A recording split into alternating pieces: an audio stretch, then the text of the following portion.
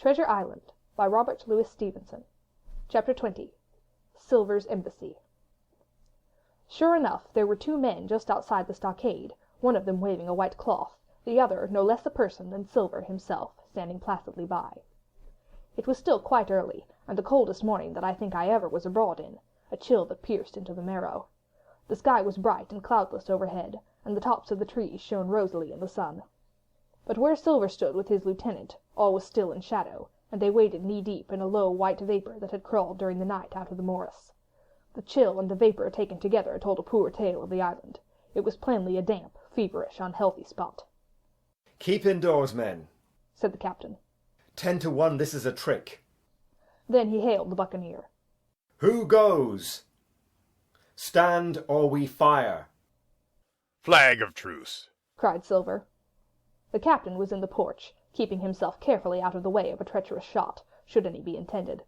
He turned and spoke to us. "Doctor's watch on the lookout. Dr. Livesey take the north side, if you please. Jim the east, Grey west. The watch below, all hands to load muskets. Lively, men, and careful." And then he turned again to the mutineers. "And what do you want with your flag of truce?" he cried. This time it was the other man who replied. "Captain Silver, sir, to come on board and make terms," he shouted. "Captain Silver? Don't know him. Who's he?" cried the captain, and we could hear him adding to himself. "Captain, is it? My heart. And here's promotion." Long John answered for himself. "Me, sir. These poor lads have chosen me captain, after your desertion, sir." Laying a particular emphasis upon the word desertion. "We're willing to submit, if we can come to terms, and no bones about it. All I ask is your word, Captain Smollett, to let me safe and sound out of this here stockade, and 1 minute to get out of shot before a gun is fired." "My man," said Captain Smollett, "I have not the slightest desire to talk to you. If you wish to talk to me, you can come. That's all. If there's any treachery, it'll be on your side, and the Lord help you." "That's enough, Captain," shouted Long John cheerily. "A word from you's enough. I know a gentleman, and you may lay to that." We could see the man who carried the flag of truce attempting to hold Silver back. Nor was that wonderful, seeing how cavalier had been the captain's answer. But Silver laughed at him aloud and slapped him on the back as if the idea of alarm had been absurd.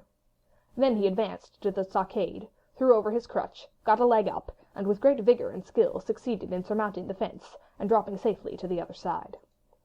I will confess that I was far too much taken up with what was going on to be of the slightest use as a sentry.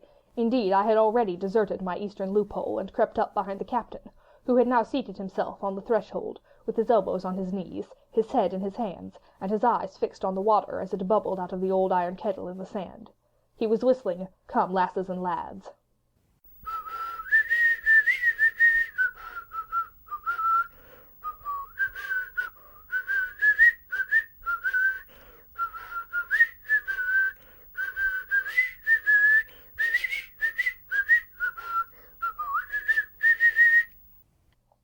Silver had terrible hard work getting up the knoll. What with the steepness of the incline, the thick tree stumps, and the soft sand, he and his crutch were as helpless as a ship in stays. But he stuck to it like a man in silence, and at last arrived before the captain, whom he saluted in the handsomest style. He was tricked out in his best, an immense blue coat, thick with brass buttons, hung as low as to his knees, and a fine laced hat was set on the back of his head. "Here you are, my man," said the captain, raising his head. "You had better sit down." "You ain't a-going to let me inside, Captain?" complained Long John. "It's a main cold morning, to be sure, sir, to sit outside upon the sand." "Why, Silver," said the captain, "if you had pleased to be an honest man, you might have been sitting in your own galley. It's your own doing. You're either my ship's cook, and then you were treated handsome, or Captain Silver, a common mutineer and pirate, and then you can go hang." "Well, well, Captain," returned the sea cook, sitting down as he was bidden on the sand. "You'll have to give me a hand up again, that's all. A sweet, pretty place you have it here. Aye, there's Jim. The top of the morning to you, Jim.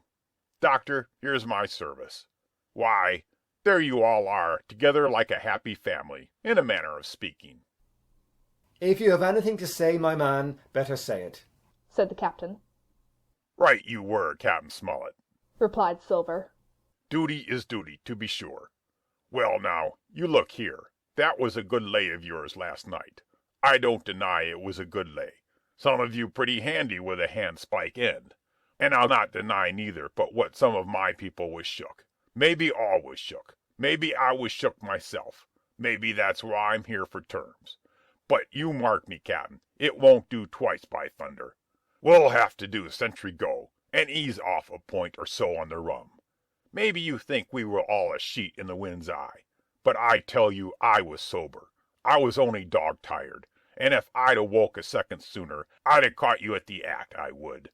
He wasn't dead when I got round to him, not he. Well, says Captain Smollett, as cool as can be. All that Silver said was a riddle to him, but you would never have guessed it from his tone. As for me, I began to have an inkling.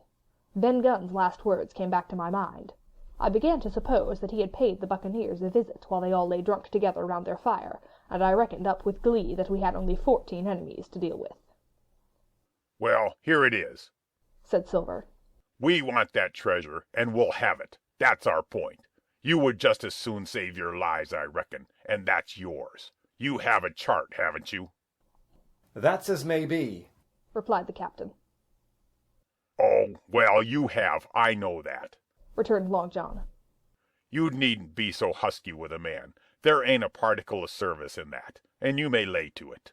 What I mean is, we want your chart. Now, I never meant you no harm myself. That won't do with me, my man, interrupted the captain. We know exactly what you meant to do, and we don't care, for now, you see, you can't do it. And the captain looked at him calmly and proceeded to fill a pipe. If Abe Gray, Silver broke out. Avast there, cried Mr. Smollett. Gray told me nothing, and I asked him nothing. And what's more, I would see you and him and this whole island blown clean out of the water into blazes first. So there's my mind for you, my man, on that. This little whiff of temper seemed to cool Silver down. He had been growing nettled before, but now he pulled himself together. Like enough, said he.